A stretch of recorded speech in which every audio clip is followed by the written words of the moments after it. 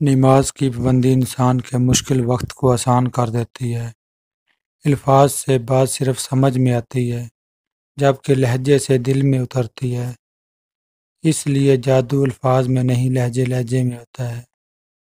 جن کی ماں باپ جیسی خوبصورت ہستی زندہ ہے، وہ آج ماں باپ کی لمبی عمر کے لیے آمین لکھ دیں۔ ذلت اٹھانے سے بہتر ہے تکلیف اٹھاؤ۔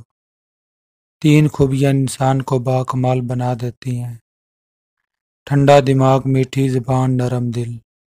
مسکراتے رہا کریں، کیونکہ مسکرانا ہمارے نبی پاک صلی اللہ علیہ وآلہ وسلم کی سنت ہے۔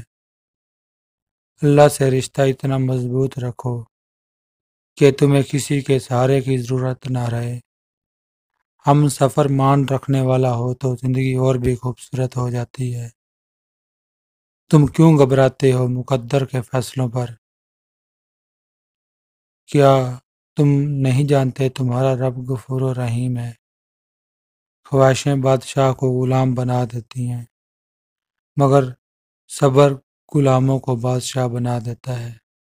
ہر وہ شخص بے وفا ہوتا ہے جو نماز نہیں پڑھتا۔ اللہ اس شخص کا امتحان لیتا ہے جسے وہ چاہتا ہے۔ ہر ابتدا سے پہلے، ہر انتہا کے بعد، ذات نبی بلند ہے، ذات خدا کے بعد۔ ذکر جن کا صورت فاتحہ میں ہو، وہ صراط مستقیم آپ صلی اللہ علیہ وسلم ہی تو ہے۔